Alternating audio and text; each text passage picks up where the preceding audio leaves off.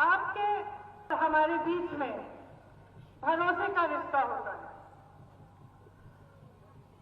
वो जो भरोसा होता है उसी के बल पर आप एक नेता को आगे बढ़ाते हैं, क्योंकि आप सोचते हैं, आपको एहसास होता है कि वो आपके पक्ष में बोलेगा, आपकी समस्याओं के बारे में, जो समस्या है उसकी सुनवाई होगी, आपके पास आएगा, दुख में आएगा, दर्द में आएगा, खुशी में आएगा और आपका प्रतिनिधित्व वो नेता करेगा।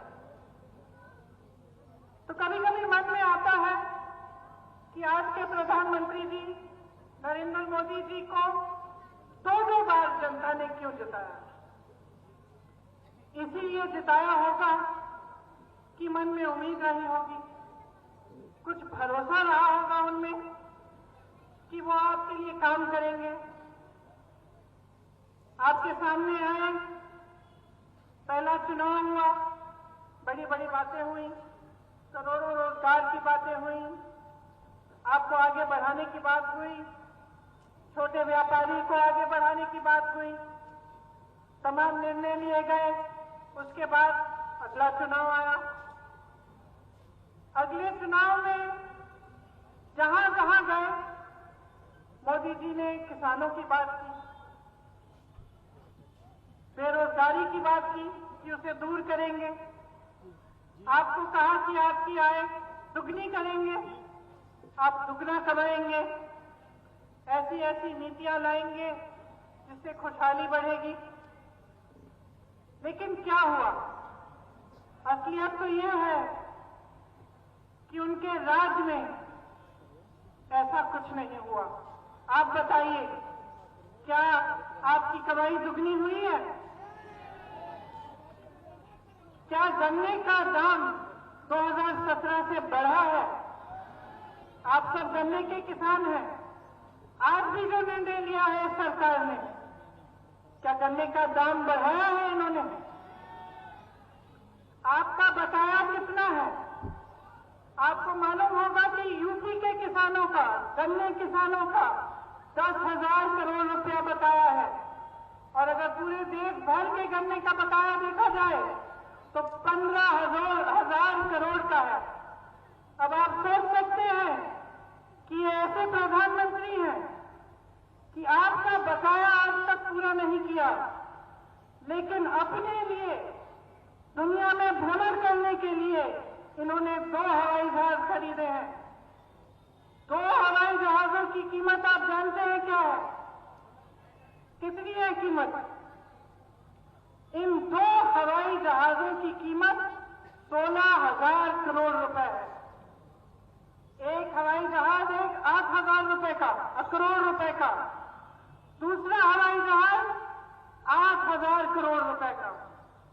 कुल मिलाकर 16,000 करोड़ रुपए के इन्होंने 2 हवाई जहाज खरीदे हैं, जबकि 15,000 करोड़ रुपए में इस देश के एक एक गन्ने किसान का बकाया वो वापस कर सकते थे।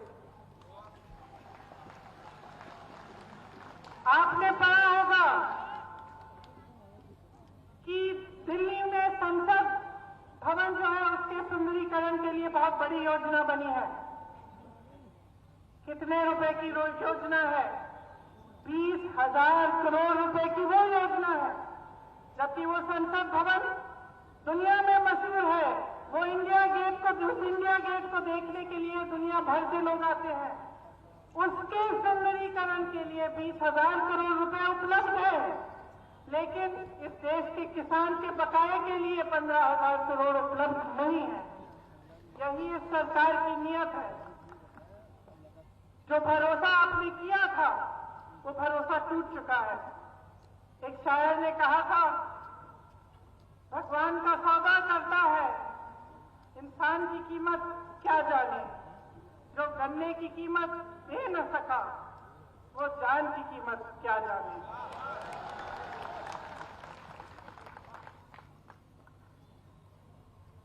अब जैसे कि आपके ऊपर काफी संकट नहीं थे, इस सरकार ने 3 नए कानून जारी किए, और जितना भी आंदोलन हो रहा है काफी दिनों से दिल्ली के बॉर्डर पे सर्दी में इतने दिनों से बैठे हुए हैं, अब गर्मी की तैयारी कर रहे हैं, वो किस लिए बैठे हैं? प्रधानमंत्री जी कहते हैं कि ये जो कानून बने हैं ये किसान की भलाई के लिए बने हैं। ठीक है, मान लेते हैं कि किसान की भलाई के लिए बनाए हैं आपने कानून। तो जब किसान मना कर रहा है, जब किसान कह रहा है कि भैया मुझे आपके कानून नहीं चाहिए, तो आप इनको वापस क्यों नहीं ले लेते? क्या किसी की भलाई जबरदस्ती करते हैं? क्या आपकी समझ इस देश के करोड़ों किसानों की समझ से ज्यादा है? क्या ये नहीं जानते कि इनकी भलाई के लिए क्या है, क्या नहीं है? फिर सरकार कहती है शायद समझ नहीं पाए हैं कि कानून क्या है। इसीलिए मैंने सोचा आज मैं यहां आई हूं, आपको बता देती हूं कि ये 3 कानून क्या है। देखिए, 1955 में पंडित जवाहरलाल नेहरू ने जमाखोरी के खिलाफ कानून बनाया था, क्योंकि जमाखोरी के चलते किसान पिस रहा था। आज जो पहला कानून बना है उससे इस सरकार ने जमाखोरी करने की पूरी अनुमति दे दी है। इस कानून के जरिए बड़े बड़े खरबपति, बड़े बड़े उद्योगपति कितना भी आपसे सामान खरीद सकते हैं और कितना भी सामान जमा कर सकते हैं। कोई रोक नहीं है, कोई पाबंदी नहीं है। इसका मतलब ये है कि उनकी पूरी तरह से मनमर्जी चलेगी। जब वो जमा करना चाहेंगे करेंगे, जब वो आपको कहना चाहेंगे कि अब हम खरीद नहीं सकते तो कहेंगे, जब आपको कहना चाहें कि आज ये दाम नहीं मिलेगा, आज हम आपको कम दाम देंगे, तो वो भी कर सकते हैं।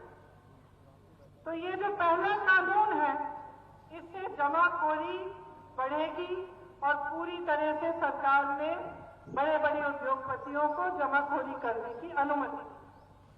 दूसरा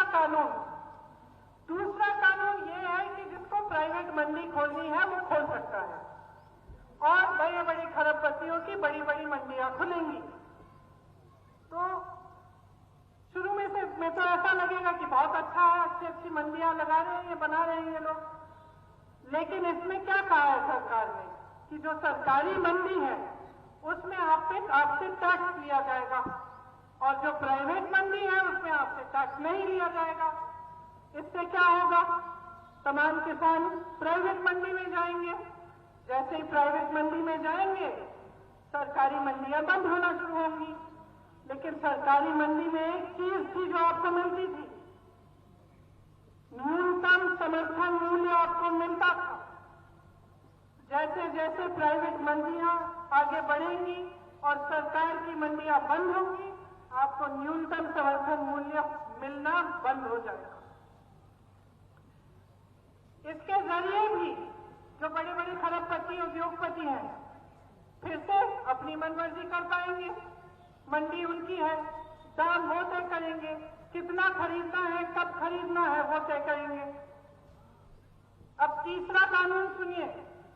तीसरे कानून में ये लिखा है कि कॉन्ट्रैक्ट यानी ठेके पे किसानी होगी। इसका क्या मतलब है? इसका मतलब है कि एक बड़ा खरबपति आ सकता है आपके गांव में और आपको कह सकता है कि देखिए आप 10-15 किसान हो, आपके साथ मैं कॉन्ट्रैक्ट बनाऊंगा, आप गन्ना उगाइए और इस गन्ने के लिए मैं आपको 500 रुपए दूंगा। आपने मेहनत की, गन्ना उगाया, समय आया गन्ना बेचने का, आप उस अरबपति के पास गए, आपने उनसे कहा कि 500 रुपए में आपने कहा था आप खरीदेंगे,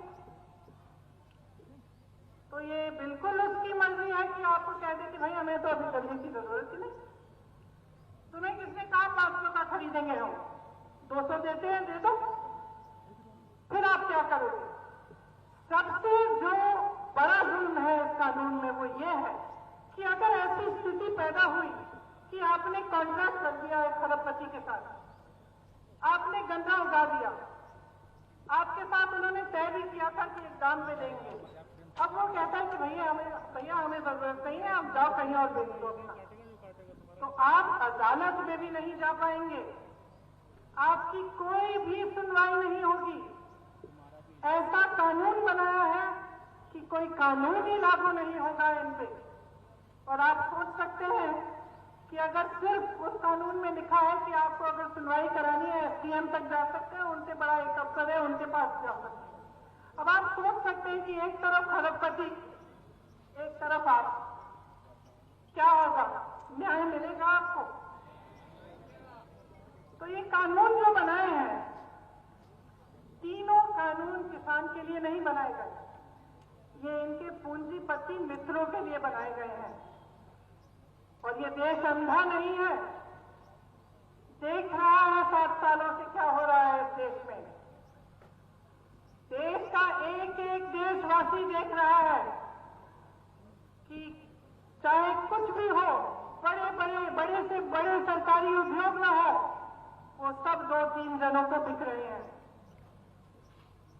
इन्हीं के पूंजीपति मित्र सारी मीडिया चलाते हैं, इन्हीं के पूंजीपति मित्रों के द्वारा इनके चुनाव चलते हैं, इन्हीं के पूंजीपति मित्रों को पूरा देश सौंप दिया गया है।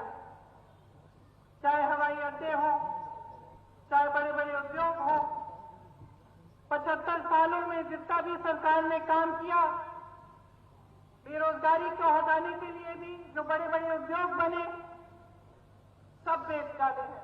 और जो अब तक बिके नहीं है, उनको बेचने की भी योजना कर डाले हैं।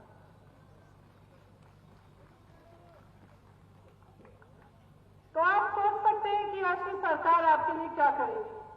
और अगर अभी भी आपको इनसे उम्मीद है, तो जरा गहराई से सोचिए कि आपके लिए कुछ करने नहीं वाले हैं।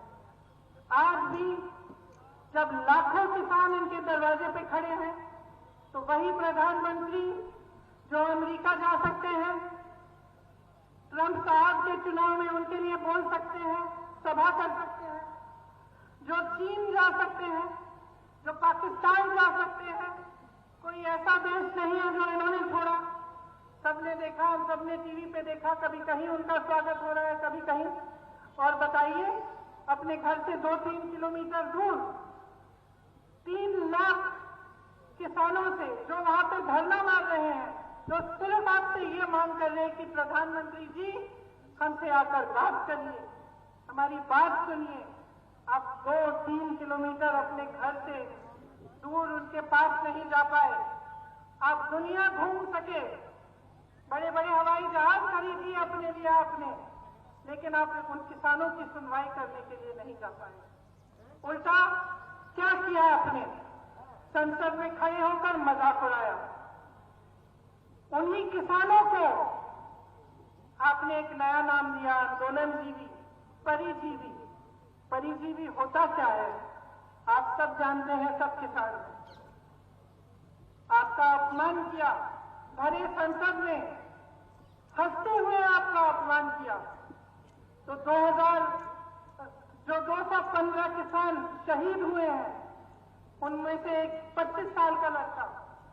मैं कुछ ही दिनों पहले रामपुर गई, उसके अंतिम अरदास में इतना दुख हुआ, मैं क्या बताऊं उस परिवार से मिलकर।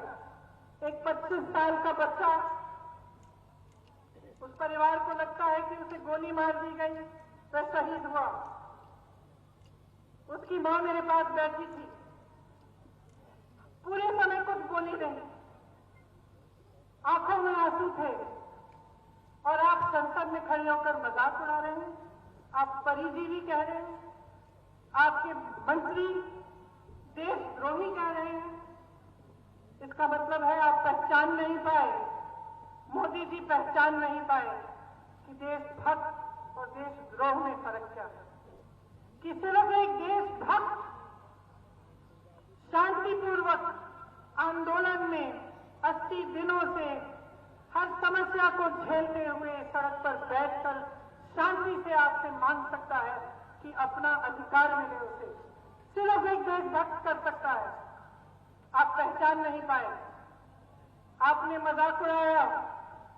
कल परसों हरियाणा के कृषि मंत्री का एक वीडियो निकला, हंस हंस के बोल रहे हैं तो क्या हुआ, 215 लोग मर गए, तो क्या हुआ, वो तो घर में बैठे बैठे भी मर जाते और हंस रहे हैं। देखिए, मैं शहीद के परिवार की बेटी हूं। शहादत बहुत बड़ी चीज होती है। शहादत तो झेलने वाला जो शहीद है वो नहीं होता, उसका परिवार होता है। उस दुख को दिल में रखता है जीवन भर। उसका मजाक उड़ाने का किसी का अधिकार नहीं है, चाहे वो मंत्री हो, चाहे वो इस देश का प्रधानमंत्री हो, चाहे कोई भी हो। जो अपने अधिकार के लिए शहीद हुआ है वो पाप होता है और उससे उंगली उठाने का किसी को अधिकार नहीं है। और मैं फिर से दोहराऊंगी कि जो किसान आपके दरवाजे पे खड़ा है, नरेंद्र मोदी जी, जो किसान आपके दरवाजे पे खड़ा है उसका बेटा आपकी सीमा पे खड़ा है। जिस किसान का अपमान कर रहे हैं उसका बेटा आपकी सीमा पे आपकी सुरक्षा कर रहा है। आपके अंगरक्षक उसी किसान के बेटे हैं। अपमान करने का कोई हक नहीं है आपको। और मैं ये कहना चाहती हूं कि ये जो कानून बनाए हैं जिससे इस देश का किसान, इस देश का गरीब संकट में है, रो रहा है, अपना अधिकार मांग रहा है, उसे आप वापस लीजिए। इन कानूनों को रद्द कीजिए। जिन्होंने आपको सत्ता दी है उनका आदर कीजिए। जिन्होंने आपको सत्ता दी है उनको अपमानित मत कीजिए।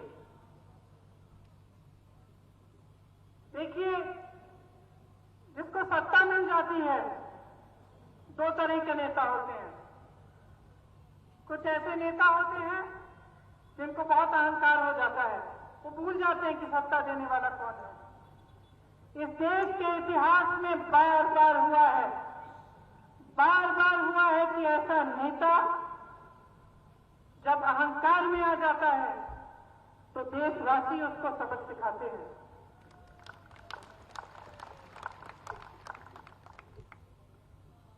और जब देशवासी उसको सबक सिखाते हैं तब वो शर्मिंदा होता है। वो समझता है कि उसका धर्म क्या था। लोगों को बांटने का धर्म नहीं था, लोगों पर संकट डालने का धर्म नहीं था। उसका धर्म यही था कि वो जनता के लिए काम करे,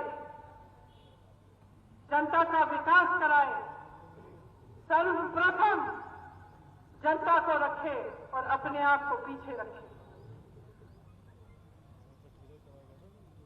ये उम्मीद की जा सकती है कि नहीं कि अहंकारी सरकार अपनी माया में से निकले और इन्हें समझ में आए कि इनका धर्म क्या है। मुझे नहीं लगता। 7 साल गुजर चुके हैं। 7 साल में जितने वादे किए सारे तोड़े।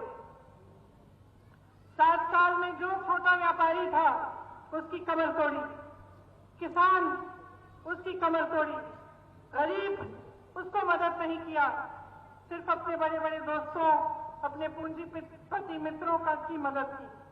तो अब मुझे नहीं लगता कि उम्मीद है कि आपके लिए ये काम करेंगे। लेकिन मुझे आप पर भरोसा है, इस देश की जनता पर भरोसा है और आपसे बहुत बड़ी उम्मीद है। मुझे उम्मीद है कि आप पीछे नहीं हटेंगे, कि आप अपने अधिकारों के लिए लड़ेंगे और इस लड़ाई में कांग्रेस पार्टी का एक एक कार्यकर्ता आपके साथ खड़ा रहेगा।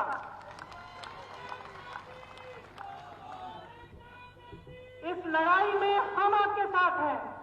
मेरे भाई राहुल गांधी जी आपके साथ हैं, जिन्होंने संसद में किसानों की बात की, जिन्होंने संसद में कहा कि 2 मिनट मौन आप किसान के लिए रखिए जो शहीद हुआ है। और जितने भी सरकारी नेता थे, जो सरकार के नेता थे, सब अपनी जगह बैठे रहे, मजाक उड़ाते रहे, लेकिन विपक्ष का एक एक सांसद खड़ा हुआ और 2 मिनट का मौन उन्होंने रखा। राहुल गांधी आपके साथ है, कांग्रेस पार्टी का एक एक नेता आपके साथ है, एक एक कार्यकर्ता आपके साथ है, और मैं आपको आज यहाँ ये कहने आई हूँ कि मैं आपका साथ नहीं छोड़ूंगी। जब जब आप संकट में होंगे, मैं आपके पास आऊंगी, और मेरी जान, मेरा घर आप है। बहुत बहुत धन्यवाद। मैं आप सबसे आग्रह करूंगी कि जो 215 किसान आंदोलन में शहीद हुए हैं, उनके लिए हम 2 मिनट का मौन रखें। धन्यवाद।